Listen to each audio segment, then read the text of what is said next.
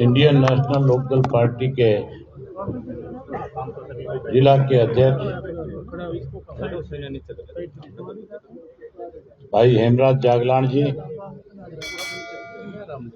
हल्का पानीपत के प्रधान कुलदीप राठी जी, समालका हल्का के अध्यक्ष विजय पटवारी जी, पानीपत शहरी के प्रभारी डॉक्टर राजपाल जी, प्रदेश कार्यकारिणी के सदस्य राम कुमार नंबरदार जी,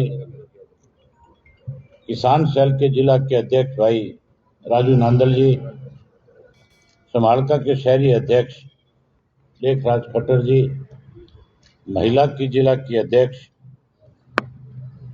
बहन प्रवीण मलिक जी, धर्मवीर पाडा जी, इसराना हल्का के अध्यक्ष भाई लखपत रोड जी, जितेंद्र वापरा जी, व्यापार सेल के जिला अध्यक्ष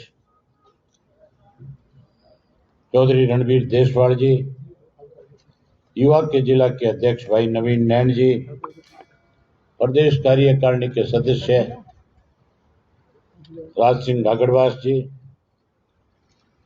सुरेश सहरावत जी, पूर्व में रही प्रत्याशी प्रेमलता छोकर जी, सुमन मछरौली जी, आज आप सबको आमंत्रित करने वाले चौधरी देवीलाल जी की नीतियों में आस्था व्यक्त करने वाले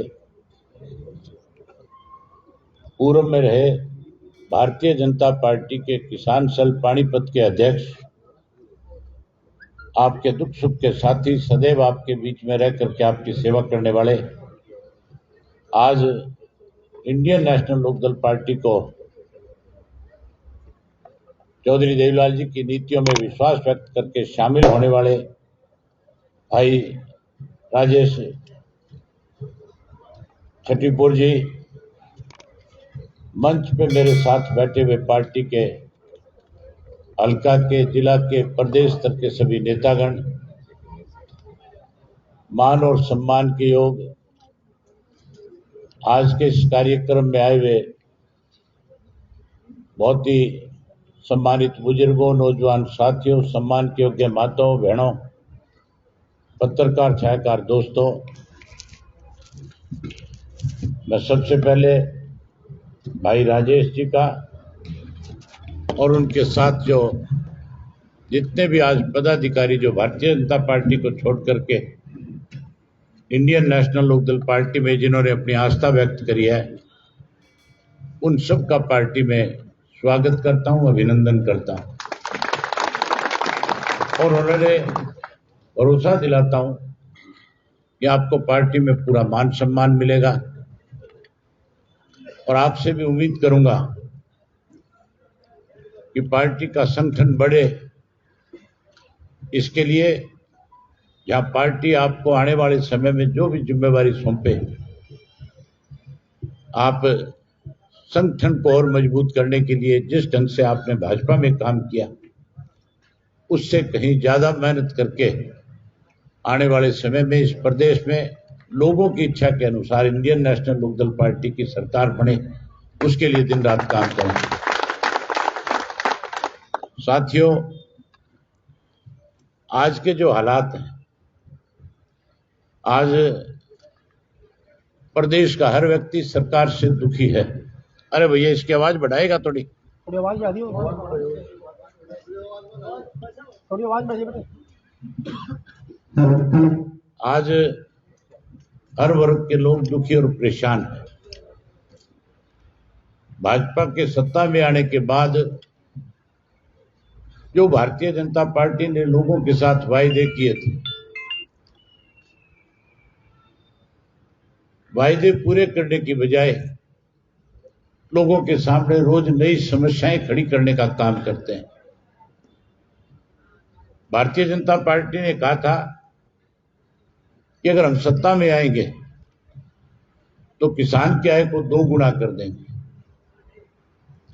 ये भी कहते थे कि कांग्रेस के लंबे समय के राज में जो इस देश को लूट करके काला धन विदेश के बैंकों में जमा कराया है, हम उस काले धन को वापस लाएंगे। 15-15 लाख रुपया हर व्यक्ति के खाते में जन धन योजना के तहत जमा करा देंगे।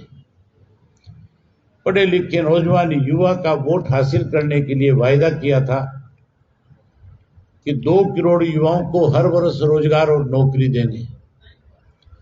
जो नौकरी से वंचित रह जाएंगे, हम उन युवाओं को बेरोजगारी भत्ता देने का काम करेंगे।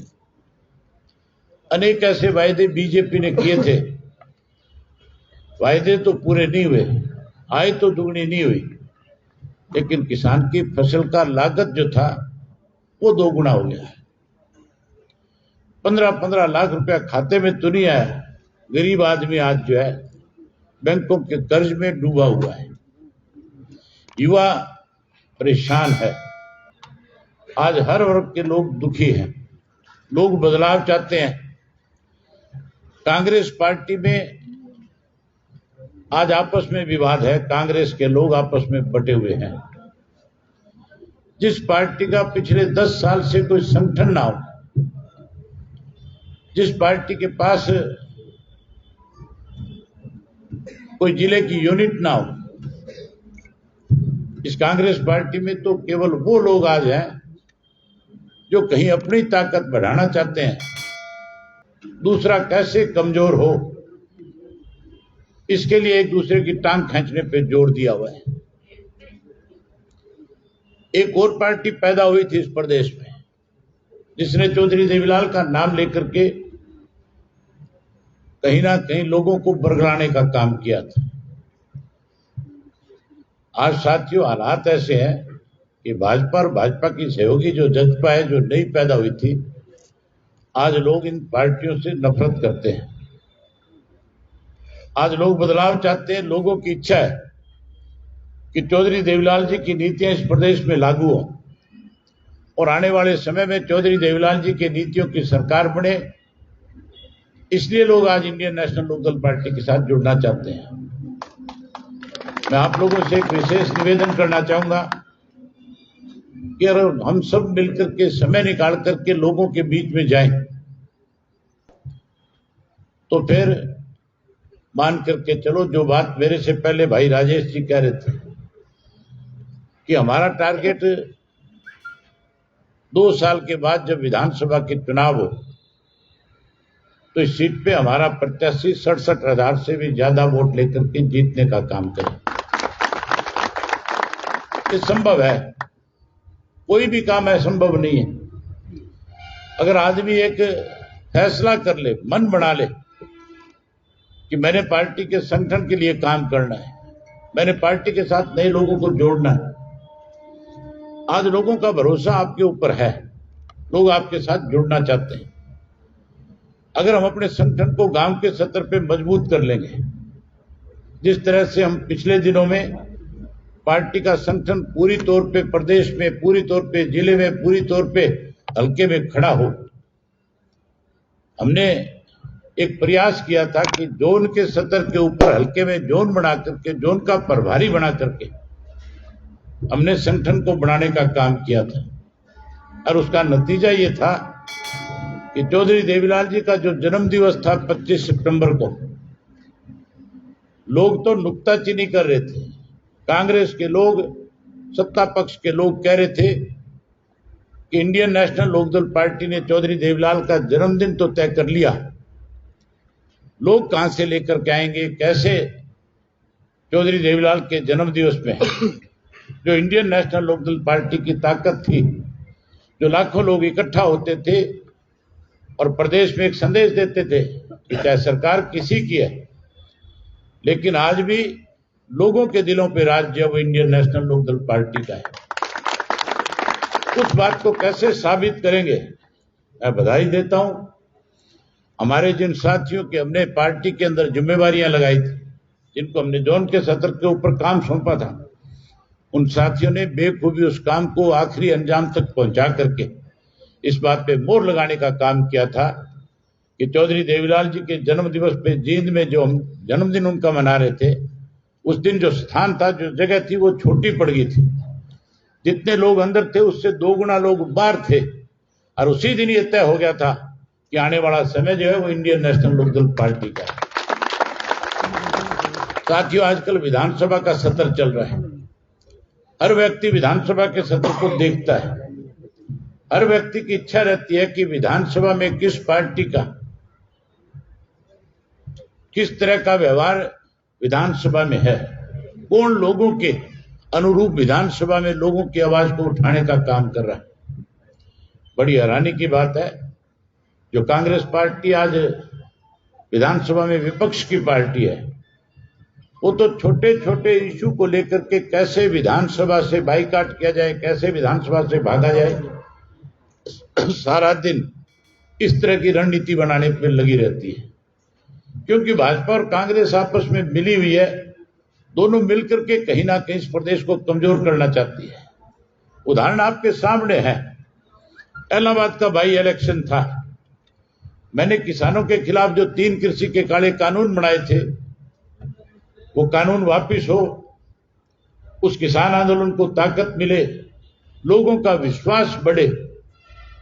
चौधरी देवीलाल जी ने हमेशा राज को ठोकर मार के, जब कभी भी किसान की किसी ने अनदेखी करी, उन्होंने लोगों के बीच में किसान की ताकत बढ़ने का काम किया, किसान के साथ खड़े होकर के उसकी लड़ाई को लड़ने का काम किया था। मैं भी जब ये आंदोलन शुरू हुआ था तो ट्रैक्टर लेकर के सरसा से चला था, हजारों ट्रैक्टर मेरे साथ थे, हजारों लोग उस किसान आंदोलन को पार्टी की तरफ से समर्थन देने जा रहे थे।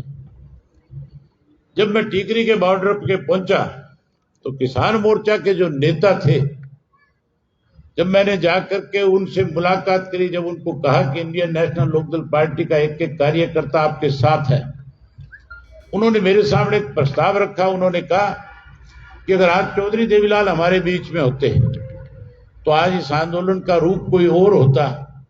आज इस आंदोलन को चौधरी देवीलाल की वजह से बहुत बड़ी ताकत मिलती।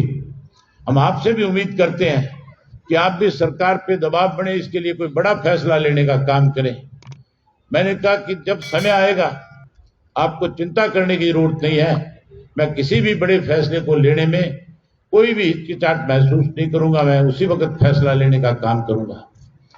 मैंने साथियों एक दिन तय कर लिया था कि 26 जनवरी तक किसान जब अपना ट्रैक्टर लेकर के लाखों की संख्या में दिल्ली में तिरंगा यात्रा निकालेगा और उस तिरंगा यात्रा में देश का प्रधानमंत्री उस दिन अगर कृषि के 3 काले कानूनों को वापस लेने की घोषणा नहीं करेगा तो फिर मैं 27 तारीख को विधानसभा से इस्तीफा देकर के किसान के साथ खड़ा हो जाऊंगा। किसान केसरी चौधरी अभय सिंह चौटाला जिंदाबाद। लेकिन सरकार ने काले कानून वापस लेने की बजाय एक षड्यंत्र रचा और कैसे वो आंदोलन बदनाम हो, इसके लिए सिख और हिंदू, सिख और जाट कैसे आपस में लड़े, एक योजना बनाने का काम किया।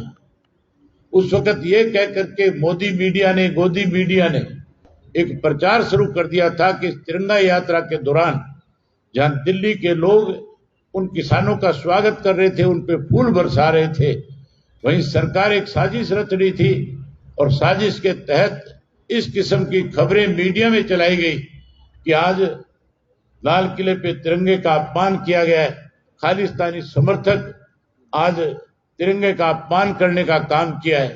कहीं हमें आपस में लड़ा करके इस आंदोलन को कमजोर करने की साजिश रची जा रही थी। मुझे उस दिन बहुत सारे लोगों ने टेलीफोन करके कहा, बहुत सारे कांग्रेस के ऐसे लोग थे जो नहीं चाहते थे कि मैं इस्तीफा दूं, क्योंकि उनको इस बात का एहसास था, पता था कि कांग्रेस के ऊपर इस बात को लेकर के दबाव बढ़ेगा।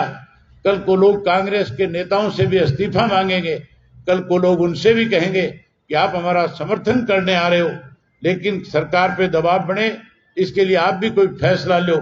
वो इससे बचना चाहते थे। उन्होंने मुझे फोन करवाए और फोन करवा करके इसी तरीके से मैं इस्तीफा ना दूं, इस पे मेरे ऊपर दबाव बनाने की कोशिश करी। लेकिन साथियों, मैंने कहा कि आंदोलन कमजोर ना पड़े, लोगों का विश्वास ना टूटे, ये काले कानून खत्म हो, इसलिए मैंने 27 तारीख को जाकर के विधानसभा में अध्यक्ष के रूबरू होकर के अपना इस्तीफा देने का काम किया। जब मैंने इस्तीफा दिया था, लोगों ने बहुत सारी बातें कही थी, लोगों ने बहुत सारे इस किस्म के बयान दिए थे कि अभय सिंह के इस्तीफे से आंदोलन खत्म नहीं होगा, ये काले कानून खत्म नहीं होंगे, ये किसान जीत करके घर वापसी नहीं करेंगे। लेकिन मैंने भी एक फैसला कर लिया था कि जब तक ये काले कानून खत्म नहीं हो जाएंगे तब तक किसान के साथ कंधे से कंधा मिला करके उसको ताकत देने का काम करेंगे। न केवल साथियों हमने उस आंदोलन को ताकत दी, बल्कि उस वक्त में जरूरत के मुताबिक जो भी उनको सामान चाहिए था हमने वो हर चीज प्रोवाइड कराने का काम किया था। हमने कभी एक दिन भी ये नहीं कहा कि इंडियन नेशनल लोकदल पार्टी अपनी तरफ से कुछ करने जा रही है। हमारा एक एक कार्यकर्ता सामाजिक कार्यकर्ता के रूप में उन लोगों के बीच में उनकी सेवा में लगा हुआ था। जहां कहीं टेंट की जरूरत थी, जब कड़ाके की सर्दी पड़ रही थी, लोग छुट रहे थे, लोग उस सर्दी में कहीं अपना बचाव करने के लिए इधर उधर जा रहे थे, हमने उनको हजारों की संख्या में टेंट उपलब्ध करवा करके देने का काम किया था। जब गर्मी का महीना आया उस वक्त पेडेस्टर फैन दिए, उसके साथ साथ वाटर कूलर दिए, और जब साथियों बीमारी बढ़ने लगी तो दोनों बॉर्डर के ऊपर हमने जो है 40-40 बेड के 2 हॉस्पिटल बना करके निःशुल्क उनकी सेवा करने का काम किया था। आज साथियों विधानसभा का सेशन चल रहा है, कांग्रेस तो कहीं ना कहीं भाजपा के साथ मिलकर के इस हरियाणा प्रदेश को कमजोर करने की कोशिश कर रही है।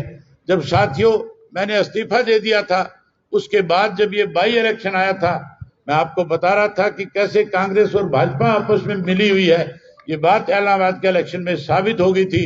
उस इलेक्शन के दौरान जो कांग्रेस का उम्मीदवार था, उस उम्मीदवार के पक्ष में जब भूपेंद्र सिंह हुड्डा प्रचार करने गए थे तो साथियों प्रचार में जाकर के कहा था कि वोट तो मैं कांग्रेस के लिए मांगने आया हूं, लेकिन ये भाजपा का जो उम्मीदवार है इसका भाई मेरा परम मित्र रहा है, उसके साथ मेरी दोस्ती रही है, मेरे उसके साथ ताल्लुकात रहे हैं। उसका सीधा इशारा था कि कांग्रेस की बजाय आप भाजपा के पक्ष में वोट डाल करके अभय सिंह को चुनाव से किसी तरीके से रोकने का काम करो।